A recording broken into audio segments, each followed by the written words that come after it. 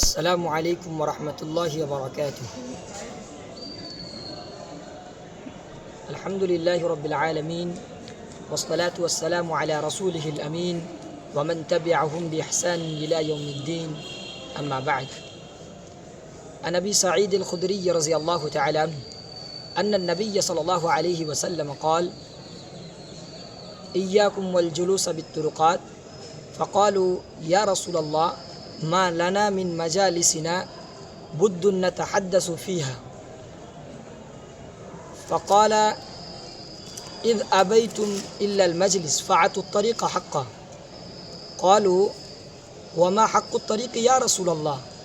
قال: غض البصر وكف الأذى ورد السلام والأمر بالمعروف والنهي عن المنكر. হযরত আবু সাঈদ খুদরি রাদিয়াল্লাহু তাআলা আনহু থেকে বর্ণিত, রাসূল সাল্লাল্লাহু আলাইহি ওয়াসাল্লাম বলেন, ইয়াকুম ওয়াল জুলুসা বিত-তুরুকাত, কে তোমরা রাস্তার ধারে বসা থেকে বিরত থাকো, তোমরা রাস্তার ধারে বসো না। ফাকালু, তো সাহাবায়ে কেরাম বললেন, মা লানা মিন মাজালিসিনা বুদ্দুন নাতাহাদ্দাসু ফিহা। হে আল্লাহ, সাহাবায়ে কেরামগণ বললেন, হে আল্লাহর রসুল,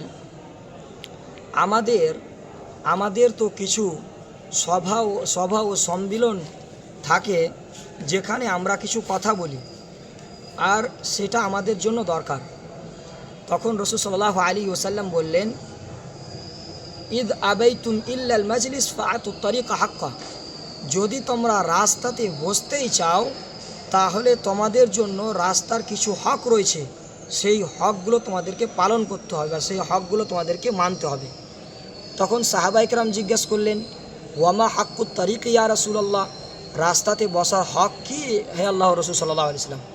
তখন রাসূল সাল্লাল্লাহু আলাইহি ওয়াসাল্লাম বললেন যে গজ্জুল বাসার, সর্বপ্রথম যেটা বললেন যে তোমরা চক্ষু নিচে রাখো,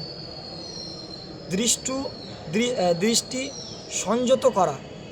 দ্বিতীয় বললেন কফুল আদা, রাস্তাতে কষ্টময় জিনিসকে দূর করে দেওয়া। আর তৃতীয় নম্বর যেটা জিনিস বললেন রাদ্দুস সালাম, সালামের জবাব দেওয়া, সালামের উত্তর দেওয়া। আর চতুর্থ আর পঞ্চম নম্বর যেটা জিনিস বললেন ওয়াল আমরু বিল মারুফি ওয়ান নাহি আনিল মুনকার, মানুষকে সৎ কাজের আদেশ দেওয়া এবং অসৎ কাজ থেকে মানুষকে বিরত রাখা, মানুষকে বাধা প্রদান করা। রাসূল সাল্লাল্লাহু আলাইহি ওয়াসাল্লাম এই হাদিসের প্রথম যে অংশ, সেই অংশতে বলেছেন যে তোমরা রাস্তার ধারে বসো না, বসা থেকে বাধা প্রদান করেছেন।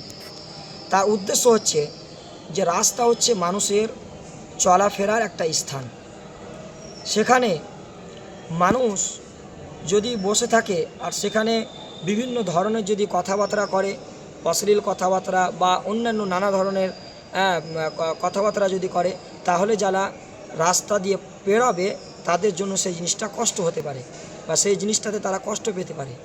তাই রাসূল সাল্লাল্লাহু আলাইহি ওয়াসাল্লাম তাদের সাহাবাদেরকে রাস্তাতে বসতে মানা করলেন। তারপরে সাহাবায়ে কেরাম বললেন যে আমাদেরকে বসতে হবে, এছাড়া তো আমাদের কোনো জায়গা নাই। তখন রাসূল সাল্লাল্লাহু আলাইহি ওয়াসাল্লাম তাদেরকে বসার আদেশ দিলেন, কিন্তু কিছু শর্ত রাখলেন। তখন রাসূল সাল্লাল্লাহু আলাইহি ওয়াসাল্লাম তার সেই শর্তগুলো একা করে গণাতে থাকলেন। তার মধ্যে সর্বপ্রথম যেটা, সেটা হচ্ছে গজ্জুল বাসার, নিজের চক্ষুকে নিচে রাখা।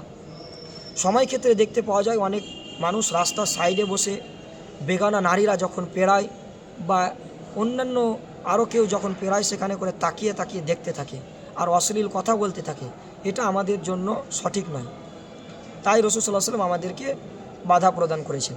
দ্বিতীয় হচ্ছে কাফুল আজা, মানে রাস্তাতে আমরা যখন চলাফেরা করব, হয়তো কোনো কষ্টময় জিনিস দেখব, সেটাকে আমরা দূর করে দেব।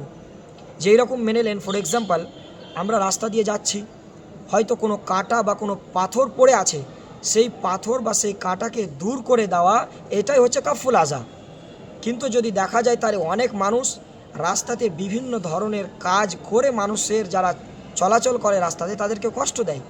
যেই রকম ফর এক্সাম্পল সময় ক্ষেত্রে দেখতে পাওয়া যায় অনেক মানুষ রাস্তাতে গাড়ি দাঁড় করে দেয়, অনেক মানুষ বাইক দাঁড় করে দেয়, আর সেখানে করে মানুষ যারা চলাচল করে তাদের চলাচল করাটা কষ্ট মনে হয়। এছাড়াও অনেক মানুষকে দেখতে পাওয়া যায় নিজের পশু গরু ছাগলকে ছেড়ে দেয় আর সে রাস্তাতে চলাফেরা করে। সময় ক্ষেত্রে গাড়ি মানুষের যাতায়াতে অনেক কষ্ট হয়, সেটাও আমাদের জন্য সঠিক নয়। এছাড়াও অন্যান্য অনেক জিনিস রয়েছে যেই জিনিসগুলো মানুষ করে আর সেটা কিন্তু সঠিক নয় করা।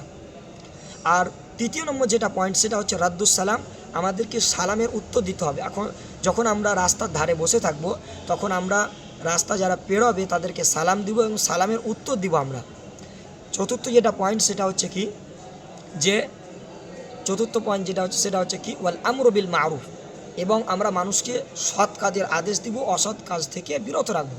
মানে কি, যেই রকম মেনে নেন হয়তো কোনো মানুষ রাস্তা ভুলে গেছে, তাকে সঠিক পথ দেখানো বা তাকে সেই যে জায়গাটা যেতে চাইছে সেই জায়গাটা তাকে পৌঁছে দেওয়া, এটা একটা আমরু বিল মারুফ হয়ে গেল। এছাড়াও আমরা যখনই রাস্তার ধারে বসবো তখন ভালো কথা বলবো, শরীয়তের যেই জিনিসগুলো নিষেধ করা হয়েছে সেই জিনিসগুলোতে মানুষকে নিষেধ প্রদান করব এবং যেগুলো আদেশ দেওয়া হয়েছে সেগুলো একে অপরকে আমরা আদেশ দিব। আর ওয়ান্নাহি আনিল মুনকার মানে কি, আমাদেরকে এমন আচরণ করা থেকে বাঁচতে হবে যেটাতে যারা রাস্তাতে চলাচল করবে তারা যেন কষ্ট না পায়। এছাড়াও আমরা একে অপরের রাস্তার ধারে বসে একে অপরের মানে পরনিন্দা পরচর্চা করি, সেই জিনিসগুলো থেকেও কিন্তু আমাদেরকে বিরত থাকতে হবে। এই হাদিস থেকে ফল এই কথাগুলো বুঝতে পারা যাচ্ছে।